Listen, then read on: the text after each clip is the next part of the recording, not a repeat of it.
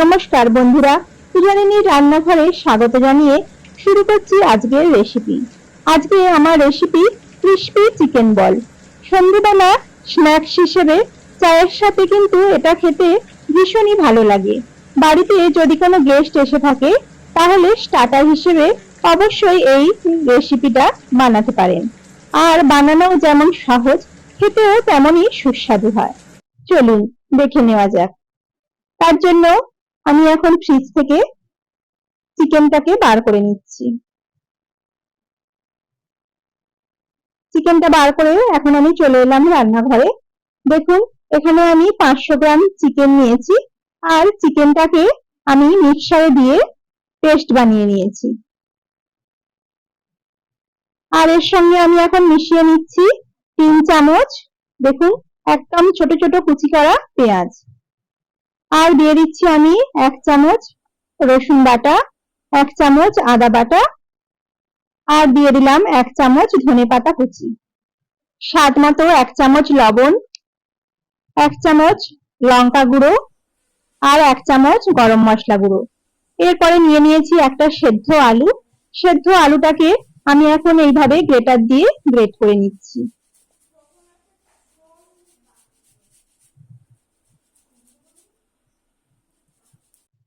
আলুটা গ্রেট করা হয়ে গেছে। এখন আমি সবকিছুকে হাত দিয়ে খুব ভালো করে মেখে নেব। দেখুন, চিকেনের সঙ্গে সবকিছুকে আমি খুব ভালো করে হাত দিয়ে এখন মিশিয়ে নিচ্ছি। এখন এর সাথেই দিয়ে নেব আমি 2 চামচ ব্রেড ক্রাম্বস।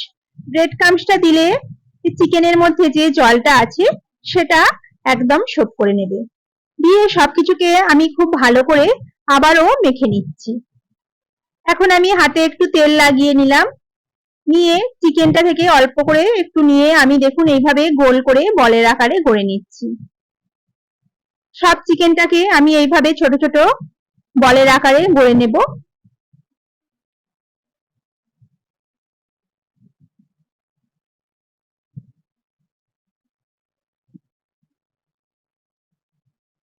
দেখুন, এইভাবে পুরো চিকেনটাকেই আমি এই একইভাবে বলের আকারে গড়ে নিলাম। দেখুন, সবগুলো আমার বানানো হয়ে গেছে। এখন এটাকে আমি সরিয়ে রাখছি আর নিয়ে নিচ্ছি আরেকটি প্লেট। তাতে আমি 2টো ডিম ভেঙে নেব। দেখুন, নিয়ে নিলাম 2টো ডিম। এখন ডিমটাকে আমি ফেটিয়ে নিচ্ছি।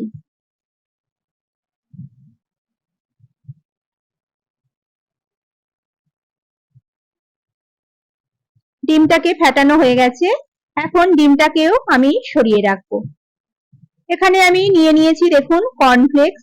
আপনারা কর্নফ্লেক্সের বদলে ব্রেড ক্রাম্বসও ব্যবহার করতে পারেন, কিন্তু কর্নফ্লেক্সটা ব্যবহার করলে ওপরে যে ক্রিসপি ভাবটা থাকে সেটা খুব ভালোভাবে হয়।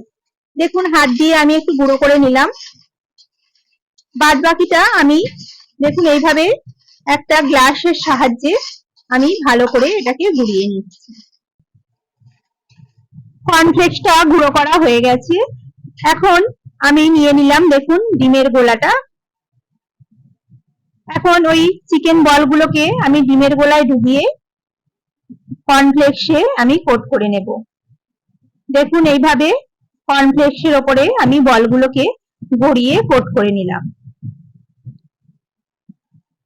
এটাকে আমি একটা অন্য প্লেটে তুলে রাখছি।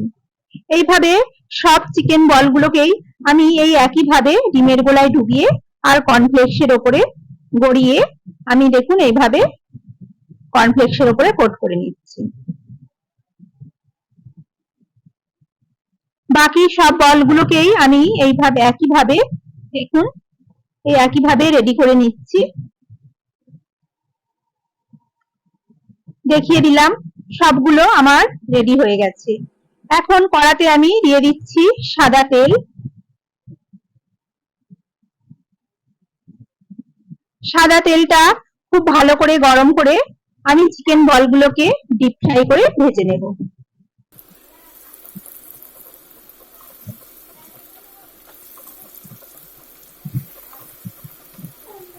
তেলটা খুব ভালো করে গরম হলে চিকেন বলগুলোকে আমি তেলের মধ্যে ছেড়ে দিলাম। দিয়ে মিডিয়াম টু লো ফ্লেমে খুব ভালো করে চিকেন গুলোকে ভেজে নিতে হবে।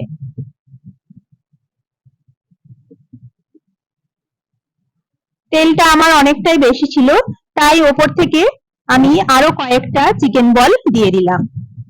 দিয়ে এখন খুব ভালো করে লো ফ্লেমে চিকেন গুলোকে আমি ভেজে নেব।